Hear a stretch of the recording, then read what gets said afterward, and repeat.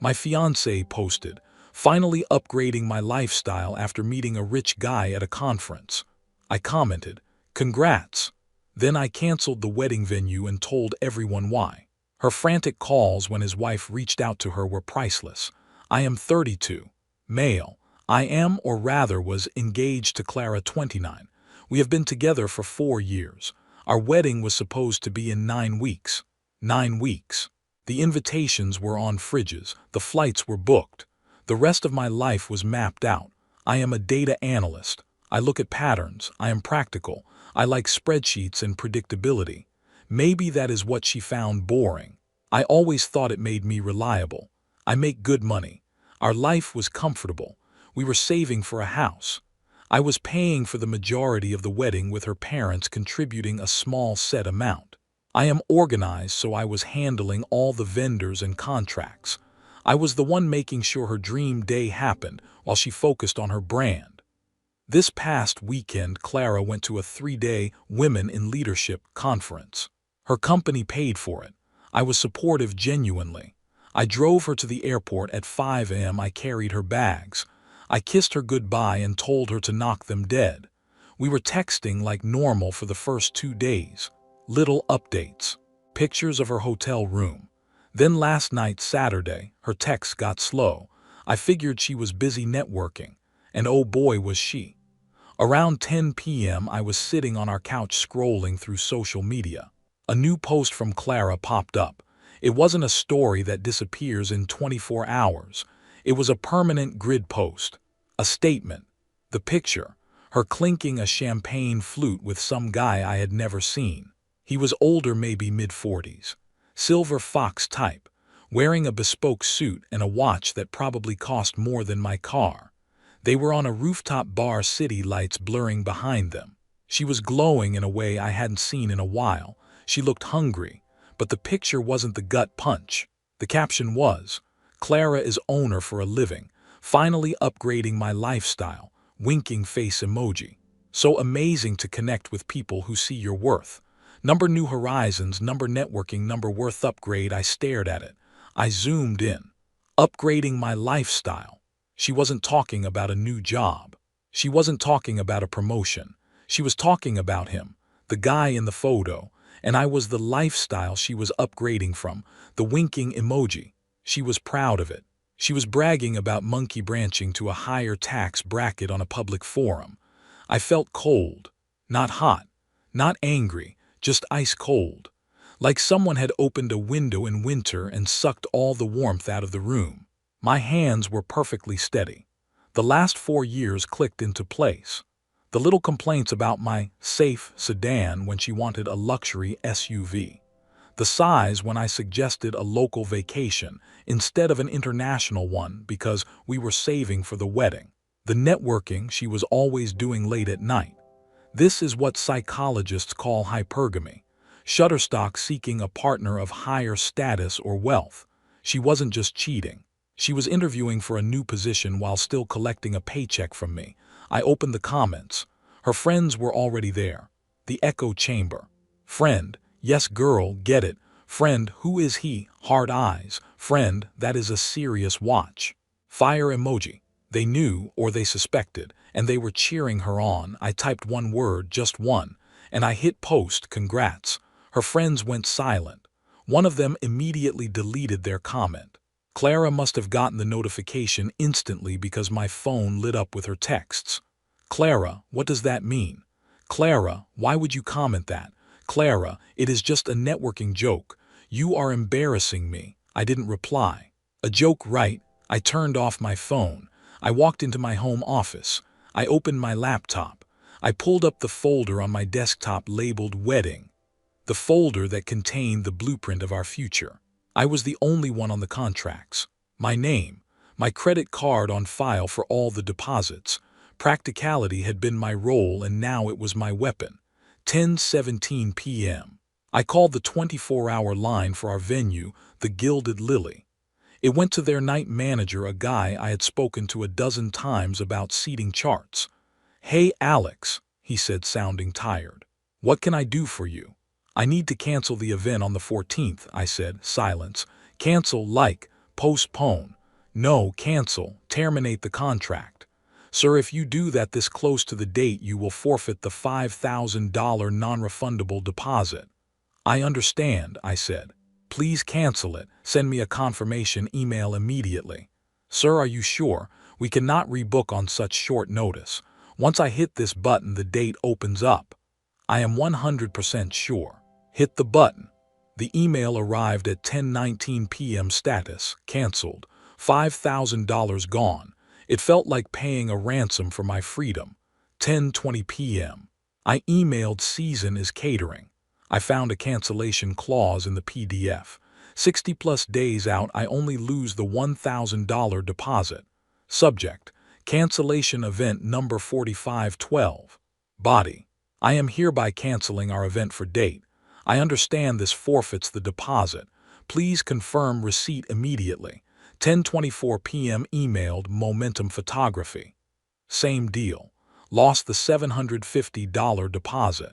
10:28 p.m. emailed the band The Nightcaps.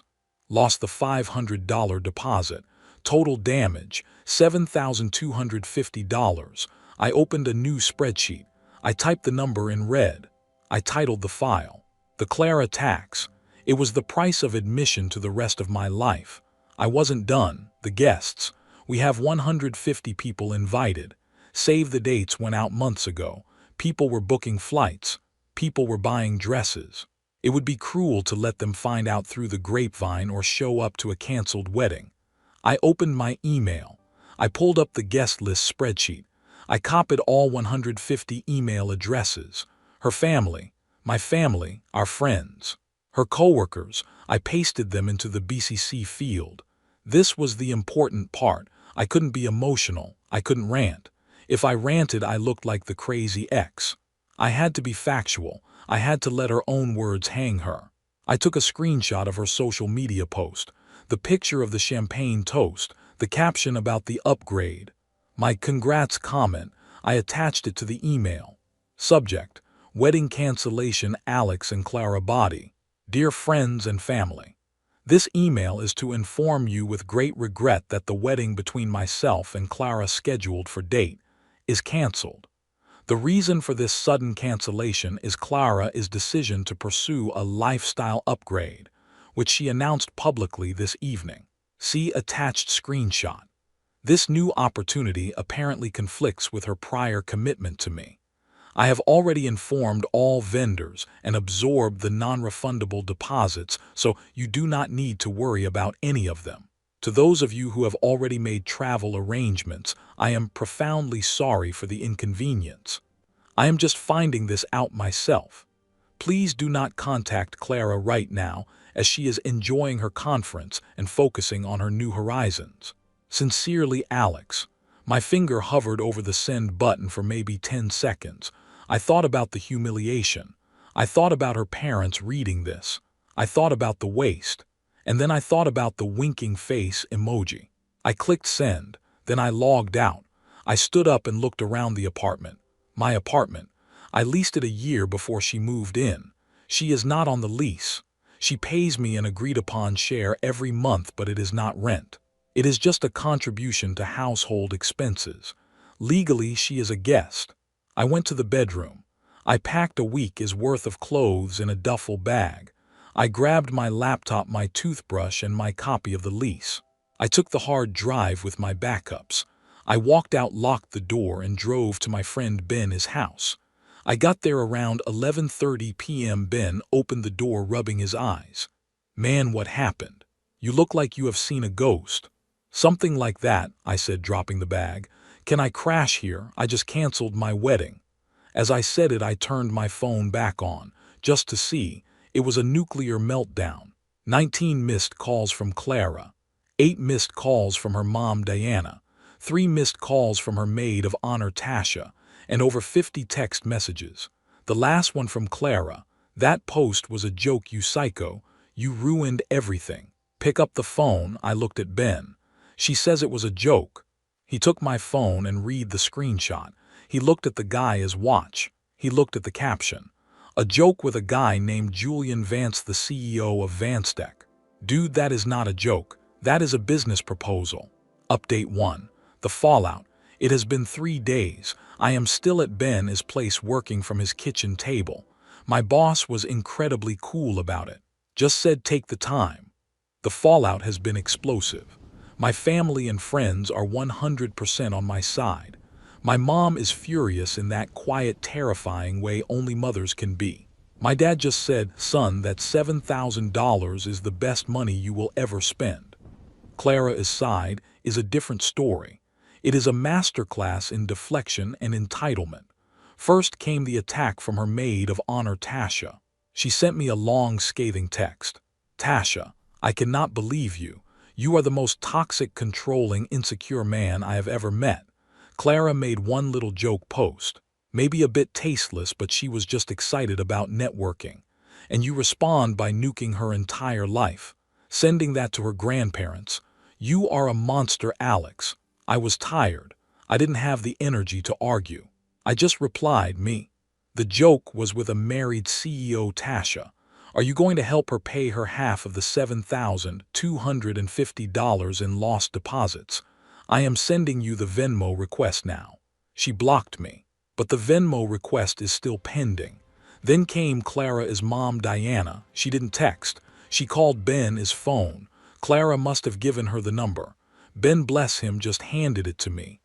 Alex, she shouted the moment I picked up. You need to stop this right now. Stop what, Diana? I asked calmly. There is nothing left to stop. It is done. You need to send another email. You need to retract it. Tell everyone you misunderstood, that you were emotional. You have humiliated my daughter. You have humiliated my family. Diana, she humiliated me. I just informed the guests that the party was off. I saved them the trip. She is a young woman. She gets excited. This man, Julian, he is a very important mentor. She was just celebrating her new opportunities. The only person who thinks upgrading my lifestyle is a mentoring term is you, Diana. I am sorry this is embarrassing for you, but I am not the one who cheated. She didn't cheat. You have no proof. You are just petty. You were always trying to hold her back. Right, I said. Is that why I was paying for 80% of her ambitious wedding? I am done with this conversation. Goodbye. I hung up, holding her back. That one stung. All I did was try to build a foundation for us. But she didn't want a foundation. She wanted a launch pad. But the main event happened last night. See that email I sent? The one with the 150 BCC guests. I didn't check every single name on the list. I just copied the database. One of my dad's old work buddies, a guy named Mark, replied to just me. Mark, Alex, this is awful. I am so sorry. I have to tell you something. That man in the picture, Julian Vance. I know his wife, Alina Vance. They live in my neighborhood. Our kids go to the same school. They are very much together. I forwarded your email to her. The screenshot, your explanation, everything. I am sorry if I overstepped, but it felt like the right thing to do. Overstepped. The man deserves a medal. I didn't have to wait long. Around 9 p.m. my phone rang. It was Clara. I had blocked her cell, but she was calling from the hotel room phone. I picked up. I wanted to hear this. Hello, Clara. Hysterical screaming, not crying, screaming. Alex, what did you do? What did you do? I canceled the wedding. I sent an email. I have been pretty clear. His wife called the room. She called the hotel's front desk and demanded they put her through to her husband and his whore. That is direct, I said, taking a sip of my coffee. Do not be smug. She knew my name. She knew about the post. She said she got an email. Your email, you sent it to her. I sent it to the guest list. One of them knows her. You sent it to the guest list. You are the one who posted your affair on a public forum. Did you think no one would find out? You tagged his name in the original post before you deleted it. He told me he was separated, she wailed. He said it was just a legal thing. He said she was difficult. He lied to me. So let me get this straight, I said. You are upgrading from a reliable analyst to a lying CEO. And you are mad at me because his wife found out. You are unbelievable. Her voice breaks now. She is sobbing. The reality is hitting. She is freezing his cards. He is on the phone with his bank. He is screaming. My flight back is tomorrow. He booked it on his card. Alex, I do not know if my ticket is still valid. I have nowhere to go. It seems your lifestyle upgrade has been downgraded. Sucks for you, Clara. You have to fix this. You have to call her. Call this Alina. Tell her you were lying. Tell her you faked the screenshot. Tell her you are a jealous ex and you made it all up. I was silent for a full 10 seconds. The sheer uncut 100 proof entitlement. She wanted me to lie to the woman she was sleeping with to save a relationship with the man she was cheating on me with. Clara, I want you to listen very closely. No, I will not be fixing this. You made this bed. You lie in it. And speaking of fixing, I have fixed our apartment. What? What do you mean? I mean you are not on the lease. You never were. When you get back from your networking trip, you will find your key doesn't work. I have already had the locks changed. You cannot do that. My stuff is there. My clothes, my computer. It is all being packed as we speak. I hired a professional moving service. It will be placed in a 5x10 storage unit. I have paid for the first month. The key and the address will be mailed to your mother's house. After 30 days, the bill is yours. Alex, I am never ever speaking to you again. You want an upgrade. You want new horizons. Go find them. Goodbye, Clara. I hung up. I blocked the hotel's number. Ben just looked at me from across the table. Storage unit. Storage unit, I confirmed. It is the practical solution. Man, that is cold. And kind of beautiful. I do not feel beautiful. I feel empty. But I also feel free. Now I just have to deal with the inevitable arrival of her and her mother at my door. Final update. The aftermath. It has been a month. The dust has settled, but not before one last massive mushroom cloud of entitlement. I got back to my apartment about a week after the last update. The movers had done their job. The place felt sterile. All her little knickknacks, her 50 throw pillows, her scented candles, gone. It was just my stuff again. It was quiet. I spent the first night just sitting in silence. It was both awful and a huge relief. The confrontation I was expecting happened 3 days later. The intercom buzzed. I looked at the camera. Clara and her mother Diana. They looked terrible. Clara's eyes were puffy. Diana looked like she had aged 10 years. I pressed the talk button. You are not supposed to be here. This is trespassing. Diana shoved her face at the camera lens. Alex, listen. You cannot just throw her out on the street. This is inhumane. She is not on the street. Her belongings are safe and insured in a climate-controlled storage unit. The key was delivered to your mailbox via certified mail 3 days ago. I have the receipt. Clara pushed past her mom, sobbing. Alex, please. Just let me in. We need to talk. Just 5 minutes. We have nothing to talk about. I made a mistake. A horrible, horrible mistake. You were right. He was a liar. He cut me off. He left me at the conference. I had to buy my own ticket home on a credit card. His wife is a shark. He is blaming me for everything. I have nowhere to go. My mom is. I cannot stay there. Please, I love you. I only ever loved you. The desperation was rolling off her. The upgrade had been foreclosed on. You didn't make a mistake, Clara. You made a choice. You bet our entire 4-year relationship on a weekend with a rich guy. You gambled and you lost spectacularly. That is not a mistake. That is just you being a bad gambler. Diana chimed in, screaming. How dare you, after everything she has done for you, after she supported you in your boring life. You owe her. You owe her for the humiliation you caused her. You owe her a soft landing. Owe her. I am out $7,250 in non-refundable deposits. We can call that the humiliation fee. I sent you the Venmo request for your half, Clara. It is still pending. I will pay you back, Clara cried. I swear I will get a job. I will pay you. Just let me come home. Please, Alex, it is cold out here. It was, for the record, a very pleasant 65 degrees. No.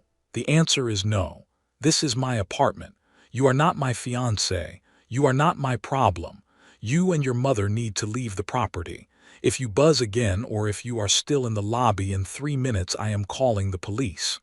I let go of the talk button. I watched them on the camera. Diana was livid, yelling at the call box. Clara just crumpled. She sat on the steps and did the full-body ugly cry. Diana tried to pull her up. It was pathetic. After a few more minutes of Diana jabbing the button, I ignored it. They finally left. That was the last time I saw them. Now for the consequences, the justice part. It is not as clean as you would think, but it is final. On Julian. Alina Vance, his wife, is a shark. My dad, his friend Mark, gave me the update. The email I sent with the screenshot was the final irrefutable proof. She needed to trigger a very aggressive infidelity clause in their prenup. Julian is losing his primary residence, a huge chunk of his stock options, and his reputation. He has been forced to take a leave of absence from his own company. He is toxic. On Clara, this is the big one. She did lose her job, but not because I called them. I didn't have to.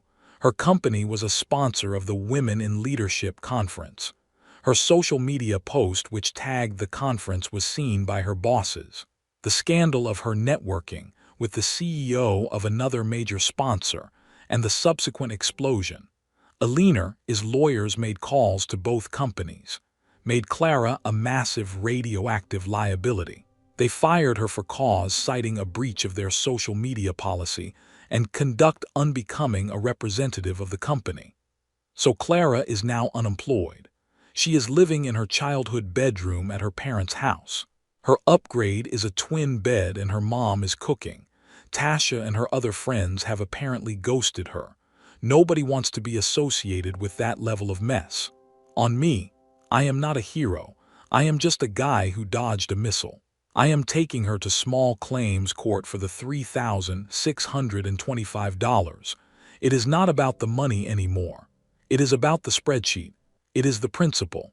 The Clara tax must be paid. My lawyer says it is a slam-dunk case. She will probably never pay, but a judgment against her will follow her around. Emotionally, I am okay. I am in therapy. It is weird to mourn a relationship that ended because the other person was just awful. You are not just sad, you are embarrassed. I am not dating. I am just living. I am reading more. I am seeing my friends. I am relearning what my apartment feels like. It is nice not to have 50 throw pillows on the bed. I feel like I got out of a 4-year-long fog. The upgrade comment was the cruelest but also the kindest thing she ever did for me. She told me the truth in a way I couldn't ignore. She wanted to upgrade her lifestyle. Instead, she upgraded mine. I am just sad it cost me $7,000 to find out. Thanks for letting me vent. I am done with this. Thanks for watching.